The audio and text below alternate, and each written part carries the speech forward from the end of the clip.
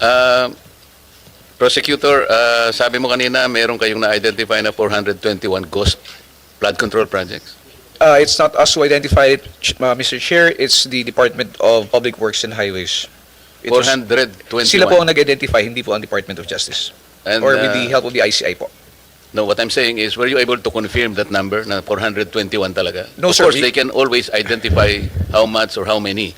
Pero na-confirm po ba ninyo? Hindi pa po namin ako-confirm kasi what we're doing is we're having that information validated, but the numbers can even increase, sir. Kasi po, kung hindi ako nagkakamali, there are about 10,000 flood control projects. So, kung 421 ang sinasabi nila, could be less, could be more. That is correct, sir. Ang importante, tama naman po yung medyo naguguluhan kami kasi paano yung delineation nga naman, ano? Yung isa nagpapaka-independent, pero they rely most on your prosecutors also and some of your agents. At baka nga naman pag walang proper delineation, at saka kung nagkaroon ng conflict, sino po yung, kunyari, yung findings po ninyo, mangyayari yun eh. There could be conflict in outcome. Sino magpiprevail? Kayo po o yung ICI? Hindi, so it would be the Office of the Ombudsman, sir. Sir, may I make a clarification po dun sa tanong po ninyo? Hindi kasi bago nyo ibigay sa ombudsman, eh, di ba kayong dalawa, sabi nyo, nagkakaroon kayo ng coordination eh. So, Yes, sir. how can it be coordination kung independent dapat sila? Yun ang punto eh. They should be independent no matter what. Kayo sana ay maaring tumutulong kayo in other capacity but in a manner that they can still maintain their independence. Hindi ganun ang nakikita namin eh. Baka nga ang mangyayari, conflict pa nga ang, and then duplication or even conflict.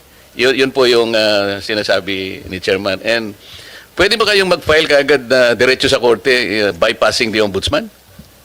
It would appear that we could, sir, because there is a memorandum of agreement which allows us to handle, investigate cases involving individuals, salary grade below 27. It's a memorandum of agreement between the OJ and the ombudsman? Yes, that is correct, sir. Okay. Kailan po nangyari yun? Anong date yun? 2012 po.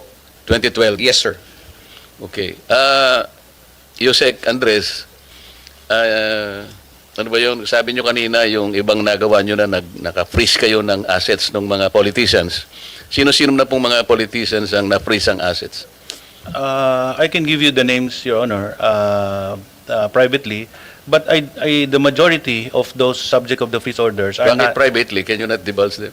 I do not have right now Okay. copies of that. And if I may clarify, I think the freeze orders have not touched politicians. I mean government officials like DPWH officials So sa- are already part of the freeze orders. Sa social media kasi nakikita namin, may mga politicians na Wala pa po. na-freeze. Wala pa po. Wala talaga. Government officials, meaning DPWH officials, yes. O, But teka muna. elected officials, Yun I ang do not- sinasabi kong mga sapsap at saka butete lang eh. We have to be systematic Ang palagi about ko sinasabi, we should get to the bottom of this. Yung mastermind, yung pinakamalaking isda, yun ang dapat nating We are makuha. being systematic and circumspect about this, Your Honor, but we are leading to that. You're very optimistic, ha? Absolutely, Your Honor. Pero tama ka, kailangan sabihin mo kay OIC Secretary na alisin na yung restitution na yun, tama ka na. Nakita mo, naghihirap siya sapagkat ayaw ninyong ilagay sa witness protection. Magagamit niya pala eh. It will expedite his job eh. Yes. And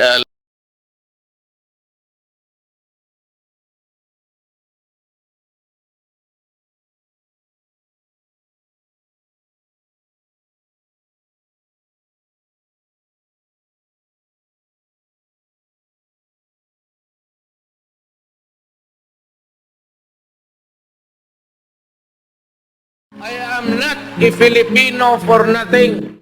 I did what I had to do. And whether you believe it or not, I did it for my country.